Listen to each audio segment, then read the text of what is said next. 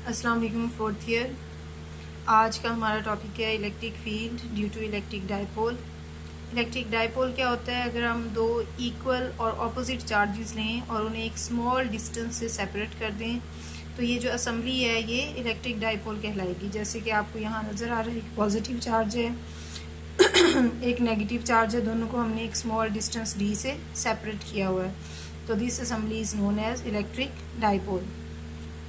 इसके बाद एक डेफिनेशन है इससे related, electric dipole moment. Electric dipole moment क्या होती है? जो ये डाइपोल के दोनों चार्जेस हैं उनसे किसी एक चार्ज का मैग्नीट्यूड और multiplied by distance between the charges, ठीक है, इन दोनों का प्रोडक्ट क्या कहलाएगा? इलेक्ट्रिक डाइपोल मोमेंट कहलाता है। और क्योंकि distance is a vector quantity जो दोनों चार्जेस के दरमियान है, it is directed from negative charge to the positive charge, तो ये जो इलेक्ट्रिक डाइपोल मोमेंट है it is also a vector quantity और इसकी डायरेक्शन कहाँ से कहाँ होती है? नेगेटिव चार्ज से पॉजिटिव चार्ज की तरफ, ठीक है। अब आज का हमारा काम क्या है कि हमने इलेक्ट्रिक डाइपोल की वजह से किसी पॉइंट पर इलेक्ट्रिक फील्ड की वैल्यू फाइंड करनी है, ठीक है। लेट हम ये जो डाइपोल है इसको हम अलोंग जी एक्सिस रख लेते हैं। ये एक डायग्राम मैंने खुद आपके लिए ड्रॉ की है। देखिए ये डाइपोल है, इसका ये पॉजिटिव चार्ज, ये नेगेटिव चार्ज और इसे हमने अलोंग जी एक्सिस रख लिया है। दो पॉजिटिव और नेगेटिव चार्जेस के दरमियान जो डिस्टेंस है ये डी है। अगर हम इस डाइपोल के सेंटर से डिस्टेंसेस देखें तो सेंटर से पॉजिटिव चार्ज तक d/2, सेंटर से नेगेटिव चार्ज तक d/2। अब हम इसी एक्सिस के ऊपर यानी जी एक्सिस पे एक पॉइंट ले लेते हैं P। इस पॉइंट पे हम देखना चाहते हैं कि इस डाइपोल की वजह से इस पॉइंट P पे इलेक्ट्रिक फील्ड की वैल्यू कितनी है। अब यहाँ से ना हमने सबसे पहले देखना है कि पॉजिटिव चार्ज से कितना डिस्टेंस है पॉइंट P का, नेगेटिव चार्ज से कितना डिस्टेंस है पॉइंट P का। तो देखिए नेगेटिव चार्ज से जो डिस्टेंस है पॉइंट P का यहाँ से लेके यहाँ तक अलोंग जी एक्सिस, उसे हम क्या देते हैं R नेगेटिव। जो पॉजिटिव चार्ज से डिस्टेंस है पॉइंट P का इसे हम कह देंगे R पॉजिटिव, ठीक है। सिमिलरली हम देख लेंगे कि डाइपोल का अपने सेंटर का जो डिस्टेंस है फ्रॉम पॉइंट P वो कितना है।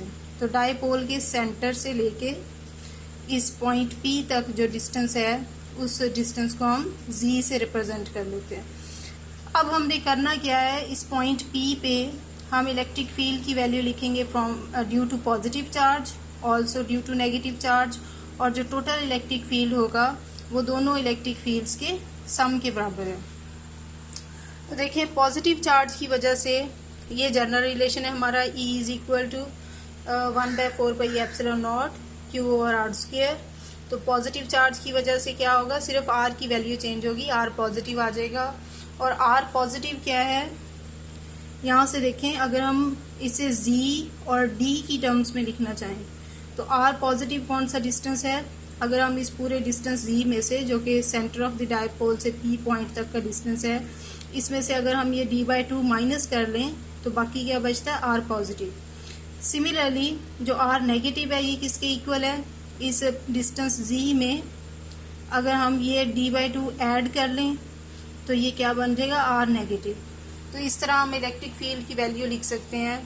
E पॉजिटिव के लिए R की जगह हम लिखेंगे Z माइनस d/2 का होल स्क्वायर, और E नेगेटिव लिखते वक्त R की वैल्यू हम लिखेंगे Z प्लस d/2 का होल स्क्वायर, और टोटल जो इलेक्ट्रिक फील्ड होगा वो इन दोनों के इलेक्ट्रिक फील्ड्स का सम होगा, E positive plus E negative.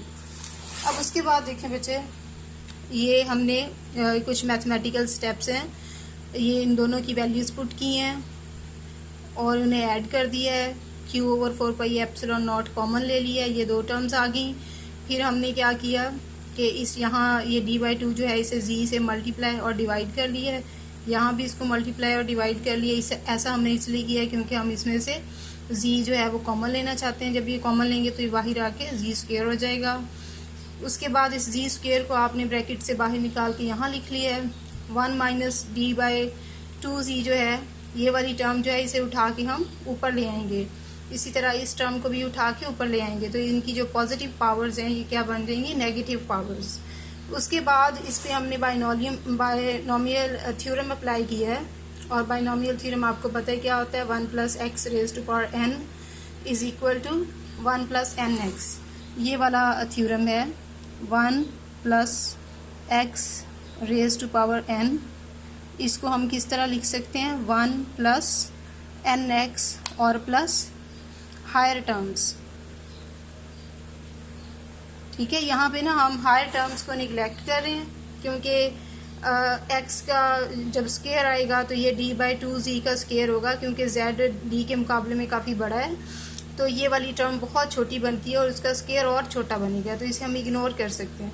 इसे इग्नोर कर दिया और 1 + x की जगह हमारे पास क्या आ जाएगा, ये माइनस माइनस प्लस हो जाएगा, और 1 + d/2z, और ये 2 जो मल्टीप्लाई होना था ये कट जाएंगे, d/z आ जाएगा। इसको हम सिंप्लीफाई करेंगे तो E is equal to 1/2πε0 z² into QD। ये QD अभी हमने डिफाइन किया था कि ये इलेक्ट्रिक डायपोल मोमेंट है, इसकी जगह फिर हम P भी लिख सकते हैं। तो इस इक्वेशन में हमने इसकी जगह लिख लिया P, तो E is equal to 1/2πε0 P/z² हो गया। अब इसे वेक्टर फॉर्म में लिखना चाहें तो देखें जो D की डायरेक्शन है, यानी डिस्टेंस जो है उसकी डायरेक्शन होती है फ्रॉम नेगेटिव टू पॉजिटिव, लेकिन इलेक्ट्रिक डायपोल मोमेंट जो है इसकी डायरेक्शन है डिस्टेंस की होती है फ्रॉम पॉजिटिव टू नेगेटिव, और इलेक्ट्रिक डायपोल मोमेंट की डायरेक्शन जो है फ्रॉम नेगेटिव टू पॉजिटिव है। ये यहाँ डायग्राम में मैंने ड्रॉ भी की है, P जो है वो from negative charge to positive charge होता है। तो अगर हम यहाँ पे साथ यूनिट वेक्टर लगाएं r⃗, तो ये वेक्टर फॉर्म में आ गया। अब इस P के लिए अगर हम यूनिट वेक्टर देखें तो P क्योंकि D के ऑपोजिट है, तो यहाँ पे -r⃗ होना चाहिए। तो -r⃗ बनाने के लिए हम इसको एक माइनस यहाँ लगा लेंगे, शुरू में एक -r⃗ के साथ लगा लेंगे। इसका मतलब अपनी तरफ से कुछ नहीं किया, माइनस माइनस फिर प्लस हो जाएगा। ये माइनस हमने सिर्फ इसलिए लगाया है क्योंकि P की डायरेक्शन जो है वो ऑपोजिट टू D है। तो P के साथ जब -r⃗ आ जाएगा तो ये P वेक्टर बन जाएगा। तो ये E is equal to -1/2πε0 into P vector over z²। This is value of the electric field at a point due to an electric dipole.